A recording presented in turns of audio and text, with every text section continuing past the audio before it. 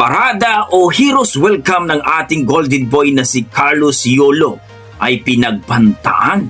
Grabe naman ito mga idol. Ito yung resulta sa pagpapresko ng kanyang mama during sa kanyang paglalaro sa Olympic doon po sa Paris, na kung saan mga idol nahusgahan ang ating Golden Boy. So panoorin natin ang isang video dito kay Kasalukuyan page mga idol at magbibigay tayo ng reaction.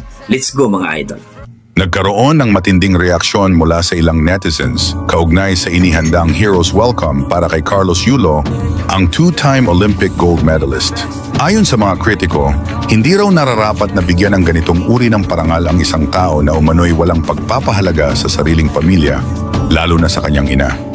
Isa sa mga netizens ang nagsabi, "Pag nakita ko yang si Carlos sa parada niya dito sa Maynila, papatuhin ko siya para maramdaman niya ang sakit na ginawa niya sa pamilya niya." May hero bang inalipusta ang nanay na